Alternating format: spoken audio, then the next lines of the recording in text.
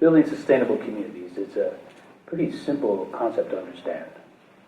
We live within our means, protect the environment, put people before profit, give equal access to social goods. It's a no-brainer, right? It's pretty simple.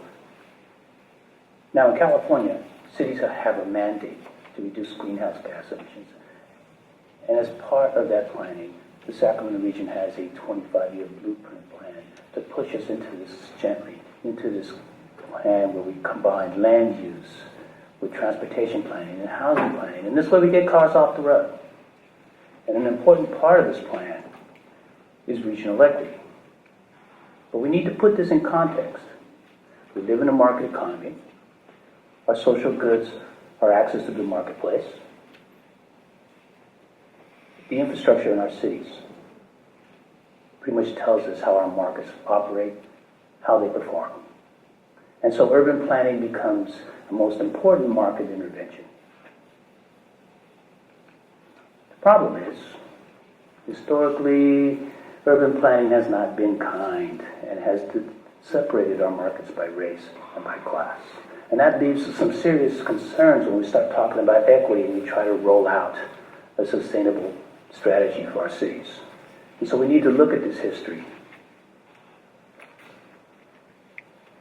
During the Great Depression, the Roosevelt days, the New Deal days, we rolled out a brand new housing finance system that actually makes buying property cheaper than rent.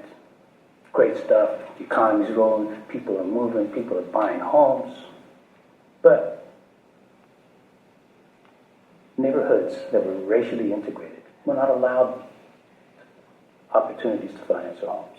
We prevented them by using race covenants that prevented integration of neighborhoods.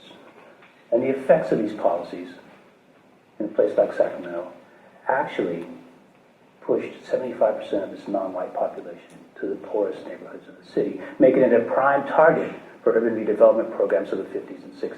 And as these programs roll out, we push thousands and thousands of minorities out of these neighborhoods into areas that did not have race covenants. And now they become the target for a second wave of mortgage redlining that we see in the 60s and 70s. And here we see the results of that. North and south, we see neighborhoods that are segregated and isolated from capital. East to west, we see neighborhoods that are protected by race covenants and have access to schools and jobs and transportation. And unfortunately, this is the geography we still have today. We can measure every social ill in our cities by this geography. If you want to look at poverty rates, we can look at north and south concentrations. If you want to look at high school dropout rates, north and south. If you want to look at residential vacancies, with north and south. Subprime loans, north and south. And it is this geography that we can measure every social ill by, be it health disparities, gang violence, crime rates, you name it, it is here. And this is the context where we have segregated space, declining infrastructure, low access to capital. And this is the context for rolling out our new sustainable plan for our cities. So, the question we need to ask ourselves is sustainable for whom? Now, if I live in the suburbs, I have options. If I get to work, I can drive my car on the freeway, I can take light rail, I can take a bus, I can ride my bike in the spiffy new bike lane we built. And as our sustainable strategies move forward, we invest in carpool lanes so that I can ride to work with my neighbor. And rather than pulling people off the roads, we put millions and millions of dollars into this infrastructure to make the suburbs work better. In contrast, on the other side of the marketplace, we have a temporary infrastructure contingent upon the fiscal condition of our cities. It's an infrastructure that we can just stop at any time under the guise of the greater public good. So regional equity really only works if you're a part of the region. Now, we take this type of green planning to our downtown development. And in Sacramento, we now have a light rail system that services the waterfront district. And incredibly, we can put this infrastructure in place before we've built a single home to be occupied by one single resident. Okay? It is a testament to our ability to plan ahead to this green economy, to move forward with sound economic development principles. But somehow, we lose sight of all those principles when it comes time to dealing with the homeless we displaced to make room for this new green development. So, I needed to map an economic development plan for Sacramento. And I tried to use GIS tools and all this stuff. And then I've seen, here we have my version of an economic development map for any urban region you'll see in the United States. Infrastructure dollars go out to the suburbs. Infrastructure dollars go out to our eight cities. Infrastructure dollars go out to downtown. But in the middle of that economic donut are those segregated spaces we left behind with no access to capital, declining infrastructure that we can never put back together. And this lays the foundation for our future regional economic development plans. And they call for bringing in Fortune 500 companies to town to anchor job clusters so that we can produce a lot of jobs and a lot of revenues and reboot our economy. And those employers, they need freeway access so you can see their sign across the freeway as you drive, and they need transportation options.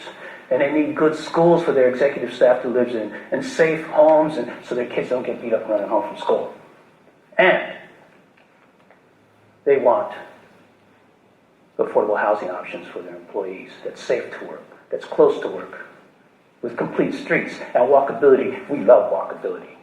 We want to walk to everything because, hell, we like convenience, right? Literally, we want to walk 2 blocks to go to Starbucks, get some pizza, do some fine dining, do our retail shopping. We like that convenience. And I do too. Okay? The problem is this type of sustainable planning puts the best jobs and the best schools and the best neighborhoods and the best transportation systems all in the same place. And it's this type of sustainable planning we are counting on to reboot our economy by attracting major employers here. And it's precisely this type of economy that continues to divide us by race and by class. And because we don't have the time to come up with a decent economic development plan for the middle of that economic donut we left behind, we can't get rid of decades of blight. We lose major employers in those neighborhoods that have been helping those families out for generations. And access to credit and capital becomes a predatory process. Regional equity only works if you're part of the region. So let's recap here. Urban planning today is probably one of the most important market interventions we will see in our time. And because it's so closely tied at the hip to our future regional economic strategies, and because of the changing demographics of our world, it has the potential to be one of the most divisive market interventions we will ever see. Okay, hold on. I'm not here to be Debbie Downer, okay? I'm not here to say bad people, okay? I love growth. I'm a real estate broker, for Christ's sake. Okay. But what I'm here to tell you, and the reason I woke up so damn early this morning to get here on a Saturday is that we need to understand that inequality in the way we divide our cities is a prospective process. It happens day forward. It's not a category that happens in the past, but it's something that we continue to plan for day forward. And it's up to us to really engage. We talk about those plans. It's up to us to really engage when we talk about planning in the future, to understand those colorblind, neutral mechanisms that reproduce inequality. Because the people who are doing these plans are really not bad people. They're just like us. It's just we fail to see the mechanisms that reproduce certain things.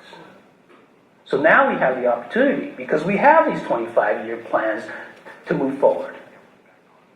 But we only have that opportunity if we do the same things that everybody before me has been talking about. We need to engage.